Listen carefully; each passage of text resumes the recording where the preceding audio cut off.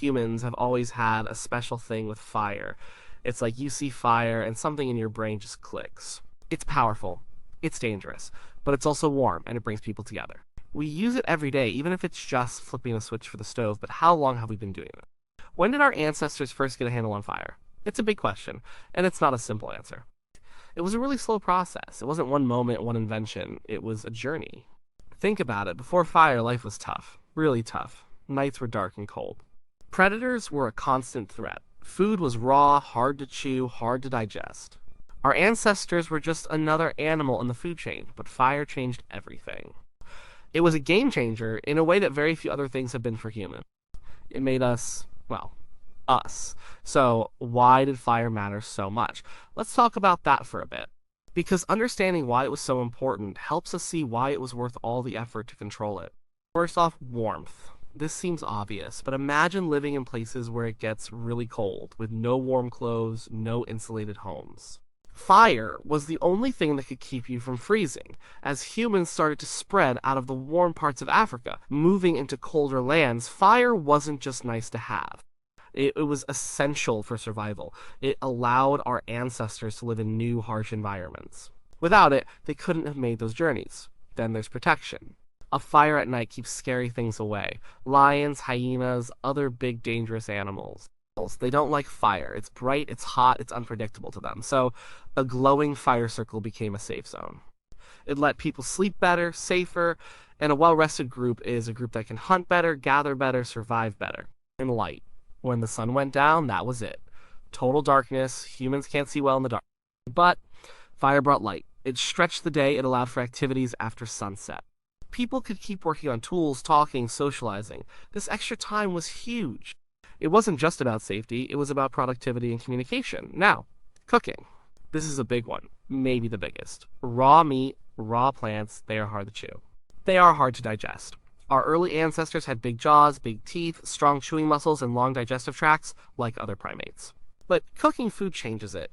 It makes it softer, it breaks down tough fibers. It kills parasites and bacteria, and it makes more nutrients available. Cooked food is easier to eat, and you get more energy from it. This shift to cooked food had huge effects on our bodies. Our jaws got smaller. Our teeth got smaller. Our digestive systems got shorter. We didn't need as much energy for chewing and digesting. And where did that energy go? Like many scientists think it went to our brains. Our brains are incredibly energy-hungry organs. Cooking provided the steady, high-quality energy supply needed to fuel bigger, more complex brains. So fire made us smarter, in a way. It allowed our brains to grow. Fire also helped with tool making. Think about a wooden spear. If you put the tip of it in fire, it hardens the wood. It makes it sharper, stronger, more effective for hunting. And later, much later, fire was used to work with stone. Heat treating certain types of stone, like flint, can make them easier to flake, producing sharper, more precise tools. This level of control shows a deep understanding of fire's properties. But fire wasn't just practical. It was social. Imagine a group of people gathered around a fire at night. It's a natural meeting point. It brings people together. It creates a sense of community. This is where stories were told, knowledge was shared, plans were made. It's where language probably really took off. The fire became the heart of the camp, the center of human social life. It strengthened our bonds, it built culture, and it went even further. Fire could be used to manage landscapes. Early humans likely used fire to clear brush, to create open areas where game animals would graze. This would make hunting easier. It could also promote the growth of certain edible plants. This shows a very sophisticated understanding of their environment and how to manipulate it. It wasn't just using fire, it was using fire with purpose, for a bigger goal. So, we know fire was incredibly important, but when did this all begin? That's the tricky part. Because fire doesn't leave clear evidence for millions of years. It's not like a stone tool that lasts forever. Ash and charcoal can be washed away, scattered by wind, or just degrade over time. And how do you tell the difference between a fire that started naturally, from lightning, and a fire that a human lit and controlled? This is the main challenge for archaeologists. They need to find multiple clues, all pointing to human activity. For the very earliest periods, the evidence is pretty thin and hotly debated. When we're talking about species like Australopithecus or early Homo habilis, most scientists agree that these very early human ancestors probably didn't control fire. They were just starting to make basic stone tools. Their brains weren't as big as later human species. They likely saw fire, were scared of it, and maybe ran from it, or maybe they just cautiously approached the warmth of a natural fire after it had died down. But real control? Probably not. The real debate starts when we get to Homo erectus. This is where things get interesting. Homo erectus was around from about 1.9 million years ago to about 100,000 years ago.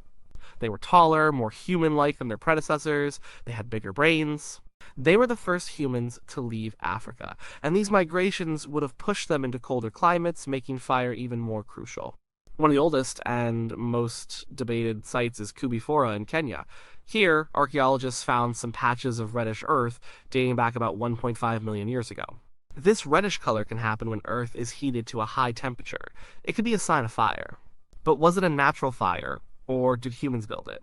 It's really hard to say for sure. There aren't any clear hearth structures or tools directly associated with it. It's suggestive, but not conclusive. It's one of those maybe, but we can't prove it situations. Then there's Chezawanja, also in Kenya. Here, baked clay was found, dating to about 1.4 million years ago. Again, heat exposure. Again, similar questions. Was it natural, or was it from a controlled fire? The deeper you go in time, the harder it gets to be certain.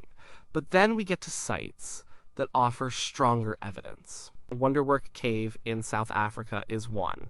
Deep inside this cave, archaeologists found evidence of ash and burnt animal bones dating back about 1 million years ago.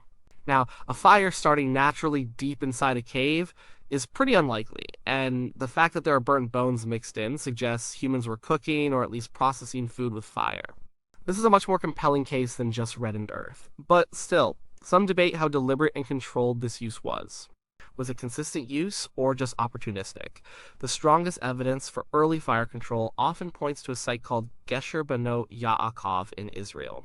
Here, dating to around 790,000 years ago, archaeologists found a lot of evidence. There were burnt flint tools, burnt wood fragments, and even what looks like a hearth structure. And these items were found together, in a context that strongly suggests deliberate, repeated use of fire. This isn't just a patch of reddened earth, this is clear evidence of burning, consistent with human activity. And it's consistently found in layers, meaning it wasn't just a one-off event.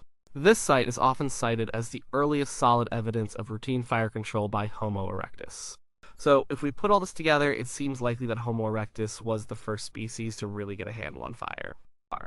And it makes sense. Their bigger brains would have allowed for the kind of planning and understanding needed to control fire. Their need to migrate out of Africa would have pushed them to master it, and the benefits of fire, especially cooking, would have directly supported their evolutionary path, leading to even bigger brains and more complex societies. Think about the biological changes. If you start cooking your food, you don't need huge teeth and powerful jaws to tear and chew raw meat and tough plants. Your gut can also get smaller because cooked food is easier to digest, and if your gut is smaller, that frees up energy.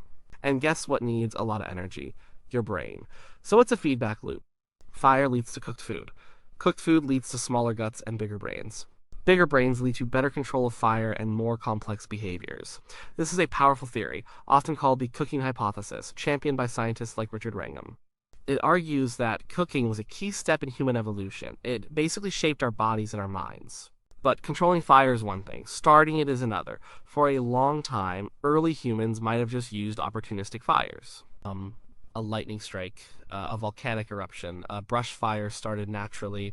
They would then try to gather embers from these natural fires and keep them alive. Imagine carrying a glowing piece of wood or charcoal, protecting it from wind and rain, making sure it doesn't go out. This would have been a constant, critical task. It requires planning, care, and cooperation. It means you always have someone on. Fire duty. This is a significant step from just huddling around a natural fire. Learning to start a fire on demand. That's the big leap. That's true mastery. We don't have direct archaeological evidence of fire starting tools from the very earliest sites. Wood doesn't preserve well. But we know the techniques. There's friction, like the hand drill, the bow drill, or the fire plow. You rub wood on wood really fast, creating heat, and then an ember. And there's percussion, like striking flint against a mineral like pyrite or marcasite, which creates sparks. These sparks need to land on a very dry, fluffy material called tinder, which then catches fire. These techniques require specific knowledge. You need the right kind of wood. You need the right tinder. You need the skill and practice to do it quickly.